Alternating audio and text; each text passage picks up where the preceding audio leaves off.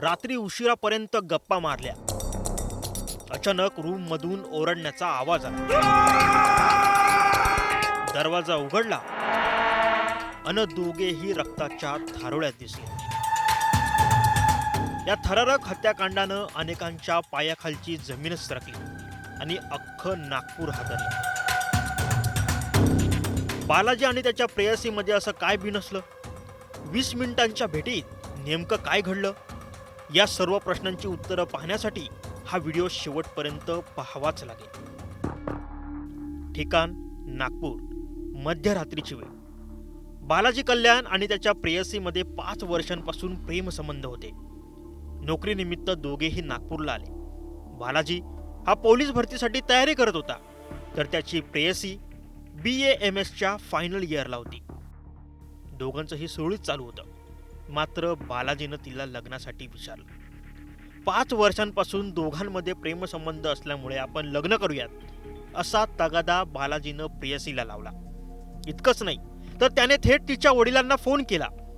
माझं तुमच्या मुलीसोबत प्रेम आहे, आमच्या दोघांचंही लग्न लावून द्या, नाहीतर माझ्या मयतीला या, असा थेट अल्टिमेटम बालाजीनं तिच्या वडिलांना दिला. हा सगळा प्रकार प्रेयसीच्या लक्षात येताच ती संतापली. दोघांमध्ये खटके उडायला लागले. हे वाद इतक्या टोकाला गेले की प्रेयसीनं बालाजीचा काटा काढायचं ठरवलं. बुधवारची रात्र प्रेयसी थेट बालाजीच्या रूममध्ये घुसली. या रूममध्ये फक्त बालाजी, त्याचा मित्र आणि त्याची प्रेयसी होती. या तिघांनीही रात्री उशिरापर्यंत खूप गप्पा मारल्या. गप्पा मारता मारता बालाजी आणि त्याची प्रेयसी अजून एका दुसऱ्या रूममध्ये गेले.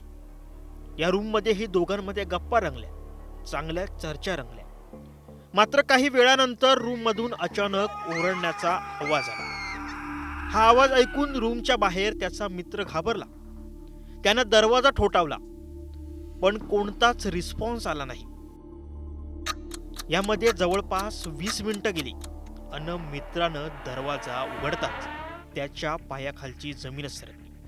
दोघेही रक्ताच्या थारोळ्यात पडलेले दिसले. त्याच्या मित्रानं लागलीच घर मालकाकडे धाव घेतली. यावेळी घर मालकाच्या मदतीनं दोघांनाही हॉस्पिटलमध्ये दाखल केलं. मात्र उपचारादरम्यान बालाजीनं अखेरचा श्वास घेतला. बालाजीच्या अंगावर खोल जखमा होत्या, त्यामुळे त्याच्या प्रेयसीवर पोलिसांना दाट संशय आला होता. पोलिसांनी तपासाची चक्र फिरवताच हत्येचा उलगडा झाला. या सर्व प्रकरणात पोलिसांनी नेमकी काय पोलखोल केली आहे, एकदा ऐकूयाच.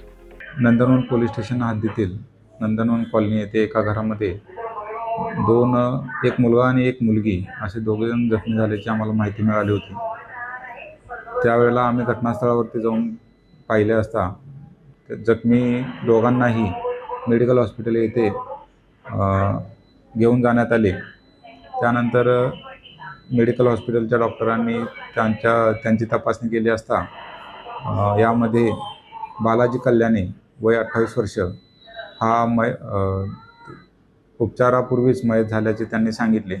तसेच त्याच्यासोबत असलेली मुलगी हिच्यावर डॉक्टरांनी उपचार सुरू केलेला आहे.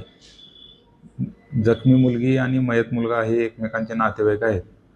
आदल्या दिवशी रात्रीपासून ते दोघेजण एकाच रूममध्ये राहत होते आणि हे ज्या वेळेला त्यांनी दरवाजा उघडला त्यावेळेला आजूबाजूच्या लोकांनी देखील त्यांना ते दोघेजणच रूममध्ये असल्याचे पाहिलेले आहे. यामध्ये तपास केल्यानंतर आणि घटनास्थळाची परिस्थिती तसेच साक्षीदारांचे बयान याच्यावरून जखमी महिला जी आहे तिनेच मृत व्यक्तीच्या छातीवर चाकूने वार करून त्याला ठार मारल्याचे दिसून येत असल्याने महिलेविरोधात गुन्हा दाखल करण्यात आलेला आहे. यामध्ये सदर महिला ही औषधोपचार घेत असल्याने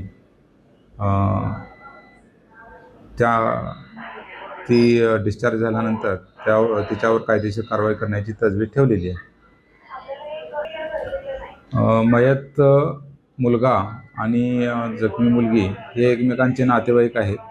त्यांच्यामध्ये प्रेमसंबंध होते आणि त्यामध्ये त्या मुलाची इच्छा होती की तिच्यासोबत लग्न करावं, परंतु मुलीच्या वडिलांनी त्याला नकार दिलेला होता.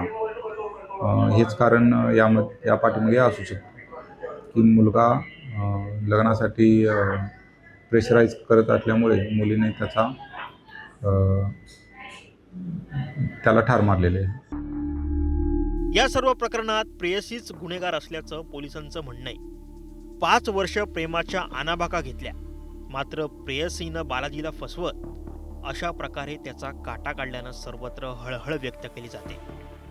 या घटनेबद्दल तुम्हाला नेमकं काय वाटतं हे आम्हाला कमेंट करून नक्की सांगा आणि न्यूज 18 लोकमतला फॉलो करायला विसरू नका.